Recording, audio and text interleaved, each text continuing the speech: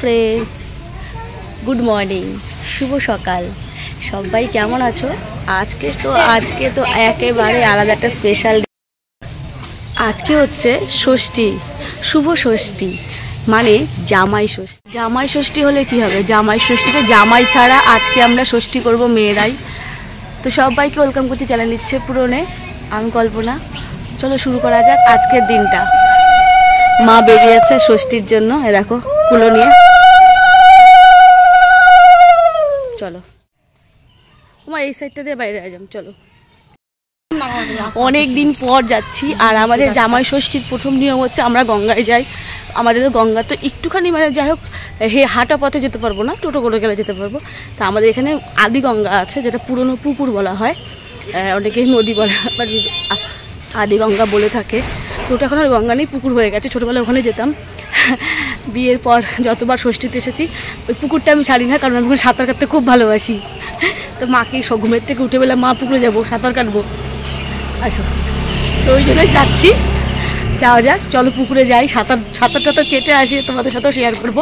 আর জামাই ষষ্ঠী উপলক্ষে সবাইকে ওয়েলকাম করছি চ্যানেল ইচ্ছে করে, আমি কল্পনা। আজকের ব্লগটা অনেক ফাটাফাটি হবে। সারাদিনের খাওয়া দাওয়া হয়েছে, মহাদেবের ষষ্ঠী। ষষ্ঠীর দিন কী খাওয়া দাওয়া, কী পোশাক পরা, কে কে আসছে বাড়িতে, সব একদম নতুন নতুন তোমাদের সাথে আজকে শেয়ার করব। কেউ কিন্তু স্কিপ করে যাবে না, পুরো ভিডিওটা কিন্তু কন্টিনিউ করবে। চলো, এখন আমাদের গ্রামের রাস্তা দিয়ে যাচ্ছি। দেখতেই পাচ্ছ চারিদিকে কিন্তু শুধু গাছ আর জঙ্গল আর গাছ। এগুলো দেখে দেখে বড় হয়ে ওঠা ছোটো থেকে। এখান থেকে কত খেলেছি, হেঁটে বেরিয়েছি। এখন তো চারিদিকে বলে পাঁচিল দিয়ে সবাই আটকে দিয়েছে। তখন পাঁচিলও ছিল না যখন আমরা ছোটোবেলায় খেলতাম, এই পাঁচিলগুলো উঠে উঠে খেলতাম। চলো যাওয়া যাক, পুকুরে গিয়ে একদিন দেখা করবো। এই দেখো চলে এসেছি। মা আস্তে আস্তে যাও, মা আস্তে আস্তে যাও। আগে কত লোক আসতো না মা এই পুকুরে। আমরা ষষ্ঠী করতে আগে করে আসতাম, আরও ওই দিকটা যেতাম স্নান করতে। না না, এখানেই আরও আগে। কিরে ডাকিস? কোকিল ডাকে। এখানে একটা ঠাকুর আছে, ঠাকুর বাবা লোকনাথ।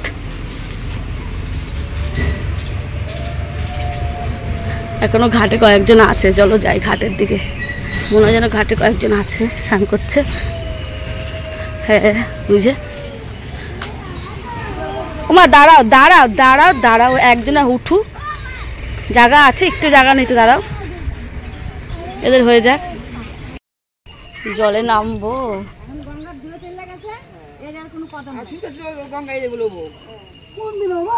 ষষ্ঠীর দিন যখন সবাই মিলে একসাথে পুকুরে একসাথে হওয়া যায়, খুব মজা। আর অনেক দিন পর সাঁতার কাটছি, ভয়ও লাগছিলো জলের মধ্যে যে আমি সাঁতার কাটতে পারবো কি না।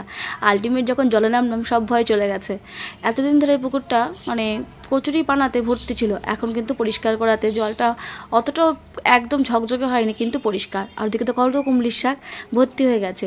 তো মা আমাকে এখানেই স্নান করে ষষ্ঠী দিয়ে দিয়েছে। আর আমাদের ষষ্ঠীতে নিয়ম হচ্ছে বাঁশের কোড়ল, করম চা, আম।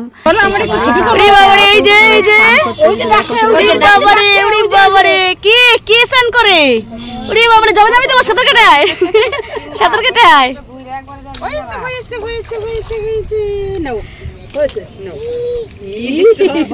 খুব মজা, খুব মজা।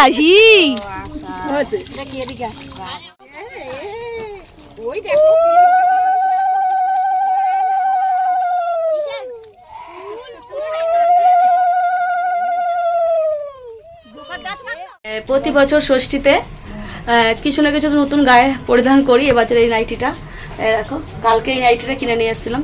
তো কেমন হয়েছে নাইটিটা বলো? তো এই নাইটিটাই কি আজকে পরলাম। আর ব্লাউজও নিয়ে এসেছি দুটো কিনে, ভাবছি শাড়ির সাথে পরবো। আগে ঘরের পুজোটা দিয়ে নিই, তারপরে। কুট্টু সেখানে ঘুমাচ্ছে, খুব টেনশানে ছিলাম যদি উঠে যায়, তার জন্য টেনশানে ছিলাম। দেখলাম না ওঠেনি, তো এখন ঘরের পুজো দিয়ে নিই, তারপরে শাড়ি ঠাড়ি পরবো। ওখানে আর যা গরম, শাড়ি করতে ইচ্ছা করে না। কিন্তু নাইটিটা কেমন হয়েছে নাইটিটা? চলো আগে পুজোটা দিয়ে নিই, ষষ্ঠীর পুজোটা আগে দিয়ে শাড়ি, ঠিক আছে? পুজোর জোগাড় করতে বসেছি। প্রতিবার পাখা কেনা থেকে পিতলের পাখা মা কিনে নিয়ে যাচ্ছে, কলা, করমচা, লেবু এগুলোই আমাদের ষষ্ঠীতে লাগে, সবাইকে ষষ্ঠী দেওয়ার জন্য। তোমাদের কার কার কী নিয়ম অবশ্যই কিন্তু কমেন্ট করে বলতে পারো। আর আমাদের সত্যি ঠাকুরের বাসন দেখে আমার চোখ জুড়ে যায়, মা এত সুন্দর করে বাসন মেজে রাখে, মানে পুজো দিতে এত ভালো লাগে। বিশেষ করে ফুল তোমাদের একটু করে দেখাচ্ছি, কত ফুল দিয়ে আমি ঠাকুরকে পুজো দিয়েছি, তোমরা আজকে নিজেরাই দেখতে পারবে। দেখো আগে ফলক টলকগুলো বানিয়ে নিয়ে চলো। তো এই যে ঠাকুরকে এখনও সাজানো হয়নি। আর এবারে পুজোতে মা নতুন শাড়ি নিয়ে এসেছে ঠাকুরের জন্য, সেটাও তোমাদের দেখাবো। চলো আমার ওভারলুক ঠাকুরের জায়গাটা কেমন লাগছে তোমরা দেখো। ঠাকুরের সেবা দিয়ে দিয়েছি আর ফুল দিয়ে দেখো সাজানো, কি সুন্দর তাই না? বাড়িতে না এরকম ফুল পাওয়া যায় না আমাদের, সেই কেনা ফুল দিয়ে পুজো দিতে হয়। এই বাড়িতে আসলে যখন এত ফুল দেখি আমি লোভ সামলাতে পারি না। ছোটবেলায় খুব ফুল চুরি করতে যেতাম। নতুন শাড়ি, নতুন চুড়িদার, নতুন নাইটি পরি। ঠাকুরকে দেখো মা নতুন ড্রেস পরেছে, কেমন লাগছে আমাদের মা লক্ষ্মীকে। যা বাবু যা, একজন একজন করে দে, আগে দৌড়ে দাও।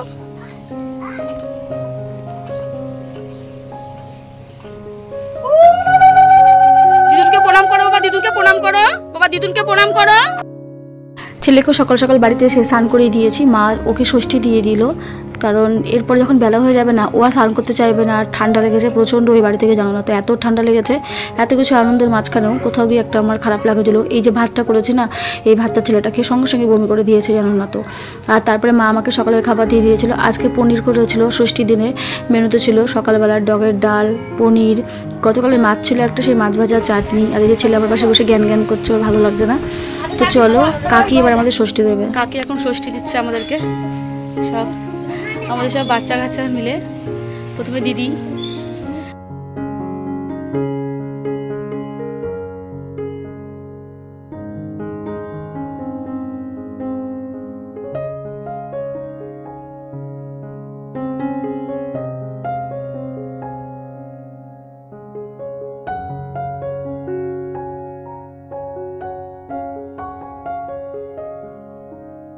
এই গরমের মধ্যে এত গরম ঘরের মধ্যে লাগছে, এই সময় তো ঘরে বসা যায় না। পরে তিনের টাকা নামে দিদি আমি এখানে আমতলাতে বসে আছি।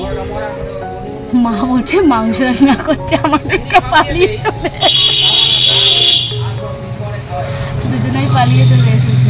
না কেউ না কেউ একজন যেতে হবে মাংস রান্নার ঘরে। আমি বলছে আমি নাই বললে হবে না, টেনে টেনে আমি নিয়ে যাবো। আমার পাশে বসে থাকবি, আমি বললেও আমার পাশে বসে থাকতে হবে।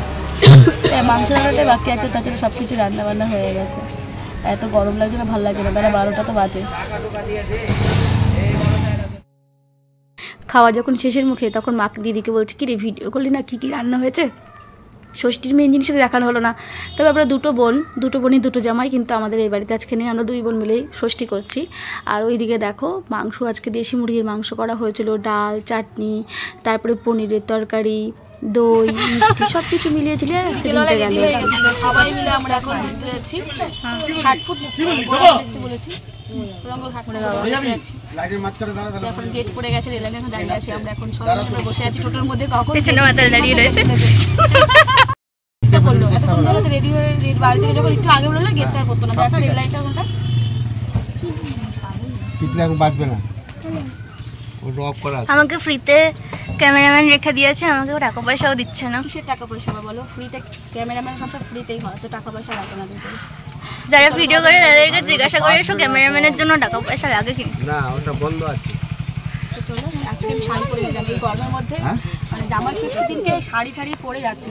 তোমাদের বাড়ির নেমে দেখাবো লোকটা কত কেমন লাগে শাড়িটা পরে।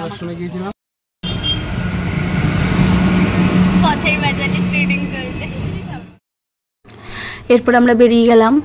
আমাদের আজকের উদ্দেশ্য হচ্ছে মন্দির দর্শন, কারণ ষষ্ঠীর দিনকে ঘরে থাকতে কারিবে ভালো লাগে, সবাই মিলে আমরা এসেছি। তো এই দেখো আমরা চলে এসেছি 60 ফুট গৌরাঙ্গ দেখতে, তোমাদের দেখাবো। এটা হচ্ছে নদিয়ার যেখানে মহাপুর জন্ম, সেটাও দেখাবো তোমাদের। আগে চলো এই ভেতরে ঢোকা যাক। আর এই ভেতরে কি অপূর্ব সৌন্দর্য দৃশ্য, যা তোমরা না দেখলে বুঝতে পারবে না। আর এখানে মা টিকিট কাটছিল, টিকিটের দাম হচ্ছে 10 টাকা করে। টিকিট কাটা ছাড়া তোমরা এন্ট্রি নিতে পারবে না, আর প্রত্যেকের টিকিট প্রত্যেকের হাতেই নিতে হবে, না হলে কিন্তু ঢুকতে পারবে না। আমি যখন প্রথম এখানে শুরু হয় এসি, তখন আমার বিয়ের আগে, তখন কিন্তু এসব ছিল না কাউন্টার টিকিট, আমরা নর্মালি ঢুকে দেখেছি। আর এত বছর পর যখন আসছি তখন টিকিট কেটে ঢুকছি। তবে চেঞ্জ হয়েছে, অনেক কিছুই পরিবর্তন হয়েছে। চলো যাওয়া যাক। আর এখানে প্রবেশ করতে গেলে তোমাদের হচ্ছে 10 টাকা করে টিকিট দেখলে, কিন্তু টিকিট যার তার হাতে নিতে হবে। কাউন্টারে থেকে সবাই টিকিট একসাথে নেওয়া যাবে না, এখান থেকে শুরু হচ্ছে। তোমাদের এটা যদি দেখাই চলো, এই দেখো গুহাটা দেখতে পাচ্ছ, এই গুহার ভেতর দিয়ে যাবো। এখানে দেখো কি সুন্দর শীষনাগ আছে। তবে আমরা আজকে এমন দিনে এসেছি, তোমাদের সাথে অল্প একটু একটা জিনিস শেয়ার করবো। চল আগে ভেতর দিয়ে যাওয়া যাক। ওয়াও, দেখে মনে হচ্ছে না সত্যিকার। তো এই গুহাটা যে বানিয়েছে দেখো, অপূর্ব সুন্দর। তোমরা কিন্তু এখানটায় দারুণ দৃশ্য আর কি করেছে, চারিদিকটা একদম সাজিয়ে তুলেছে। ছোটোখাটো বাঁশবাগানও রেখেছে একটা, এগুলো অরিজিনাল বাঁশবাগান না আর কি। হ্যাঁ, তারপরে দেখো এই দেখো ঝাউ, এখানে সব মূর্তিগুলো দেখো এত সুন্দর করে সাজানো আছে, দেখে মনে হয় সত্যিকারের মূর্তি। এইটা যেটা করেছে সেটা হচ্ছে সেই বেহুলা লক্ষিন্দরের, না বেহুলা লক্ষিন্দর না, এটা মনে হয় ঠিক। হ্যাঁ হ্যাঁ, দেখো অপূর্ব সৌন্দর্য, অপূর্ব। মানে মহাপ্রভুর যে নীলাক্ষেত্র, এটা তোমরা না দেখলে বুঝতে পারবে না। এবং তোমরা কিন্তু অবশ্যই করে নবদ্বীপে আসলে এই মন্দিরে আসবে। 60 ফুট গৌরাঙ্গ তোমাদের দেখাবো, তার আগে এই বনগুলো দেখিয়ে। দেখো এই জায়গাটা অপূর্ব সৌন্দর্য, অপূর্ব অপূর্ব, দারুণ দারুণ। হ্যাঁ খুব সুন্দর।